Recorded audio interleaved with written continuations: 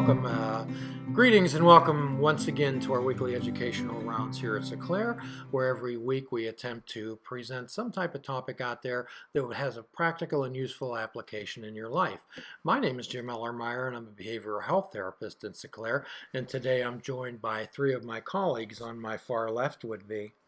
My name is Rebecca Donnelly. I'm a PA student from Seton Hill University. And... I'm Ashley Ardelitz. I'm a PA student from St. Francis University. And on my right? I'm Mike Sorg. I'm the web director here at Seclair, helping with the social media and the video applications around here. And I'm on this side of the camera this week. Yes, so. We're certainly glad that you switched places today, as today's subject certainly has something to do with a passion of yours. And just for a brief overview, everyone may be familiar or not, the Seclair is an integrative, holistic psychiatric facility where we treat people. We do not treat diagnoses, where we take a holistic view of an individual's life, where we look at their sleep, we look at nutrition, we look at sociability, we look at spirituality, we look at every single aspect of their life, and especially their dreams. I love to deal with dreams, and someday that's an area that I want to explore on here a little bit more further.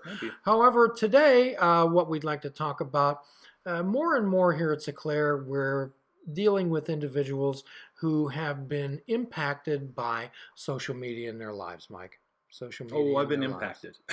So tell us a little bit about the impact of it on your life. Well, for me, it's been a very positive impact. I mean, going up with podcasting for almost 10 years now, which has really gotten me a lot of jobs like this, and really made a lot of friends and a lot of connections, and it's really changed my life, thankfully, for the positive for the most part.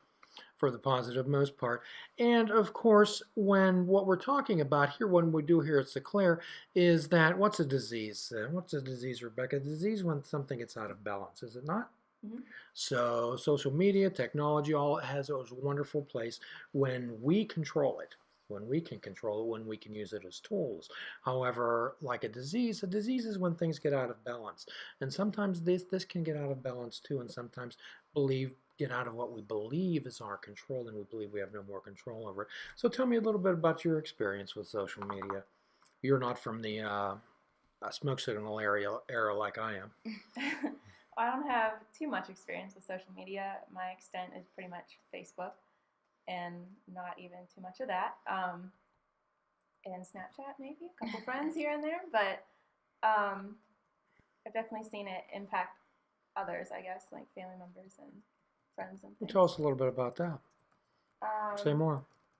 Well, there are family members that are very connected with social media through video games, and that takes up a lot of time in people's lives, and I think there needs to be a balance, I guess, between those two things, and it's hard for people to find that balance. Sure. Ashley? I think it can be a good thing when used appropriately. You hear a lot of times people posting stuff and then either an employer finding it, and that can be very negative, and I think it's just become a crutch that a lot of people use. Like, they can hide behind their computer screen. Okay, well, quite often we get individuals here who have been subjected to bullying on these type of various outlets, and we'll talk about those in a moment. Sometimes we get people whose lives are consumed by when most people think of addiction. What do you think of, Rebecca? Drug and alcohol. Drug and alcohol, right? Ashley? Sure. However, what's an addiction? Anything that you really can't stop. Yes, when things get out of your control. Usually there's a couple questions a person can ask themselves about addiction. Is if they're trying to stop, they cannot control or they cannot moderate it, or if when they're using it, that they have little or no control of the amount of time that they're spending on it, then it's certainly things have fed itself. Would you agree, Mike? I agree. And you talk about, kind of satisfying, that little chemical that releases in your brain is what happens with addiction, right? And you're chasing that kind of high. Dopamine, yes. Yeah, and I feel like when some people are super involved in social media, I mean, I see this a little bit with my work. 'Cause, I mean, my job is to get people to interact with Seclair and everybody else that I'm working with, through that interaction on Facebook, on Twitter, and seeing a response or seeing a like, seeing, oh, people like my stuff, it releases a little bit of that chemical. And some people are dedicated to making stuff that people will like and having that response in some way. And for the positive and the negative, we talk about trolls, for instance. They're chasing that as well to a very negative effect that's destructive to other people. So talk a little bit about that, Mike. About trolls themselves, because trolling is, I think we've talked about previously on this cast, is somebody who's very damaging on the internet, and without going too deep into it, that will just kind of attack for the sake of attacking, and they can't be reasoned with, and they're just there to make somebody's bad day online. And again, hiding behind that veil of maybe a fake username or no, nobody can touch me, but thankfully some of these things are actually being addressed by the networks today. Twitter is finally stepping up about abusive nature on Twitter, Facebook as well too, at a certain extent, and some things people are getting arrested for highly abusive or swatting, is a thing that's been happening, wherein they will actually call a SWAT team and say there's a hostage situation at some location of somebody that they have found out information about and they've been trolling, and that's some serious business. That certainly is serious business. So before we move any further, let's talk a little bit about the evolution of social media. Could you talk a little bit about that, Ashley? Could you give us some of the highlights of the evolution of social media? Sure. So it really started picking up around 10 years ago, and it started with Flickr. And just since then, almost every year, a new kind of social media has been added. You see that YouTube has been around for 10 years, since 2005, and then Twitter launched in 2006. You have in 2009 Facebook that's when they created their like button, and it keeps going from there to what we have today. So let's talk a little bit, Rebecca. Let's talk a little bit about Facebook. Actually, that's when the social media world really started to change, when Facebook became a presence. Could you share a little bit about Facebook? What's your understanding of it? Well, I think Facebook initially meant to just keep people connected. I think it started at Harvard, keeping students connected, and then it kind of spread, and now we can talk to people halfway across the world, and that I think is a positive side, and just you can learn different cultures that way as well, and keep in contact. But now through Facebook, there's so many different businesses on there now, and you can actually keep up with them too. So everyone has, it seems like, a Facebook page. You can go on and like it and keep up with them, I guess. So tell us some of your positive experiences with Facebook, Mike. Well, Facebook, social media in general, really started with podcasting for me, actually, and that was in the MySpace days, which was a precursor to Facebook, and to the point where I'm connecting with other like minds and having these broader conversations, to the point where we are making friends internationally. In the first year of doing my podcast 9 years ago, we had somebody actually visit us from London. And super positive experience. But then we've also had people that will come on and troll us because we're out there, having an opinion about something, and you're going to attract these elements as well, and you have to deal with them, unfortunately. And the unfortunate part is a lot of people don't know how to deal with that negative element, and it kind of exposes them. We talk about being kind of behind a curtain. It does also expose you. And my concern is the high school factor. It used to be, I used to come home and I could leave all the stuff, all the bullying at school, and didn't have to deal with those kids until the next morning when I got on the bus. Now that doesn't end for a lot of them. And that's why things like Snapchat are coming up, because you get to select your friends and people can't find you as easily. And it's very one-to-one. I think that's why a lot of kids are rejecting at those younger ages the Facebooks and the Twitters, because they're don't like all their stuff being out there that people my age are willfully giving to the Googles and everything, so we can get something that'll tell us, what traffic's like on the way home. And it's a very interesting thing happening right now with that. Well, certainly, and with the advent of instantaneous communication throughout the world, is a wonderful thing. We're able to receive images, sights, sounds from all over the world instantaneously, and that's a wonderful thing. However, sometimes, Rebecca, we allow ourselves to become overwhelmed Hmm. or to become a little bit deeper involved in that world when reality is happening right in front of us. Okay, and 80% of communication is listening. Okay, so what I see on most of these sites is mainly people talking at people rather than people talking with people.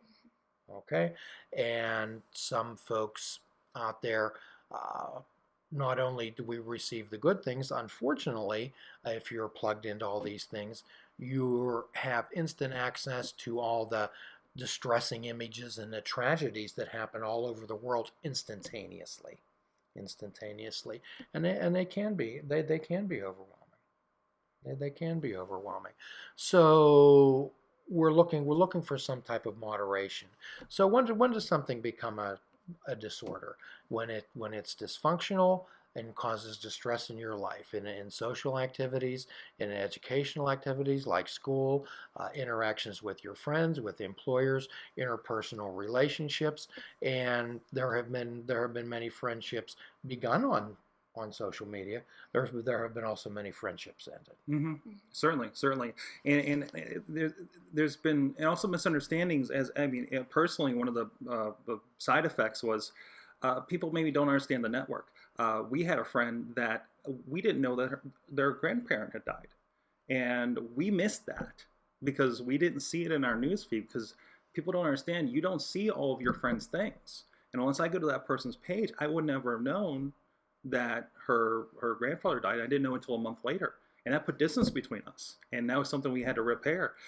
So I think using that and thinking that everybody uses it the same way is a problem too. And quite often, sometimes that Ashley, we get to feel that if we're not on Facebook, we're missing out on something, Mm-hmm. or if we're not tuned into that Twitter feed, we're missing out on something. Mm-hmm. When really and truly we are not, and it's a choice. Everything in life becomes a choice. Okay, and when we allow these things to overwhelm us, let me give you an example. A few years ago, I was visiting a friend of mine who was uh, wrapped up in video games to an extent that perhaps wasn't beneficial to his life. And I went over to help him. I was going to take him to the grocery store actually because he didn't have any money, that he told me. So when we got there, he was playing a game. And he said all he had was $15. And he started to play this game. And I said, what are you doing now? And he says, well, I'm going to buy these items in this game so I can go further. I said, help me understand this. You're going to spend your last $15 of real money to buy imaginary items in an imaginary game. That is getting really weird. And a lot of this is kind of an outside social media a little bit, but these freemium games, I call them, that depend on that, and they are really kind of tapping into. I think you're going to find in as we talk about 12 steps and issues, you're going to find a Video Games Anonymous at a certain point here. People buying all the donuts and Simpsons Tapped Out, and people. I've seen somebody drop $80 on Candy Crush, and it was shocking. And just to play the game, just to keep playing the game, more or less. And it's really it's startling that people are doing this. But I think it is again that dopamine and really kind of, I want to say manipulation, but it is to a point, and there are certain points on Facebook I think is a problem with this too, because Facebook pushes a lot of those kinds of games, and you get all your friends that started with Farmville. You're like, hey, help me with my crops, and you start playing too, and you want to help your friends, so it plays on that a little bit, and there's a social element, and it gets really scary. But they really are playing a lot of people's emotions and what people will react to. So, and again, Socrates, Rebecca always talked about moderation. Okay, moderation. The Buddha talks about finding the middle path, and the middle path isn't something right in the center between two extremes. The middle path is your path, Ashley. It's your path. So here at Sinclair, what we try to do is help people to step back and take a perspective on their lives. Okay?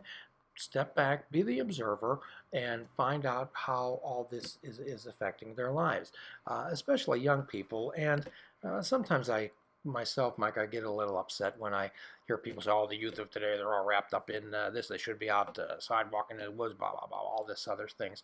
And, then I'll read them this particular article, and it talks about how young people are so disrespectful, and they're lazy, and they're entitled, and just it goes on and on and on. And the person says, "Yeah, that's exactly the way young people are today." And I said, "Would you like to know when this was written?" I said, "It was written in 1600 BC. It was written by Socrates talking about the youth of Athens." Mm-hmm. So nothing really changes.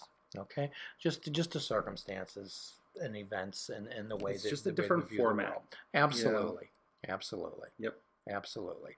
So the idea here is what today we wanted to give you a little background on the evolution of social media, some of the issues that we're dealing here with Seclair, with addiction issues to the media, people who find that they don't have enough time, they're isolating themselves. One of the things about social media is it's isolating. It is. And quite often, Mike, what we find is then when we strictly deal with through electronic media, we actually can become a society of strangers. It can, but if used correctly, in moderation, Absolutely. in the proper way, I think it really is a very expanding, and it lifts the barriers. Absolutely. I have friends that I have met physically twice, but I've known them like some of my best friends, and they live in Texas. Mm-hmm. And I've met their mom, and it's really great. And we have conversations every week, and it's my friend circle is expanded. Is no longer limited to geographically, which is really nice if you're stuck in like Alaska, and there's not a lot of options to find a lot of Absolutely. people that are into the things that you're into. So You as know? long as we understand that these things can be tools, Exactly. and that we have power over them, and we have a choice. Okay. Mm-hmm. Sometimes I'll ask people whether they own their phone or the phone owns them. Yeah. So sometimes we have to sit back and take a look at that, and then sometimes, Rebecca, we have to help people disengage a bit. Mm-hmm. Just help them It's very disengage. important. I took a day this past weekend, especially since I am so open and have to listen to so many of my clients in so many situations. And I take a day and said, you know what? I'm not going to pick up the phone. I'm going to take the smartwatch off, and I'm just going to watch TV, read books, do something else, not get involved with everybody else's stuff for a little bit. Sometimes you can give yourself permission to take a time out, Mike. Right. And it really is just giving yourself permission to say, you know what?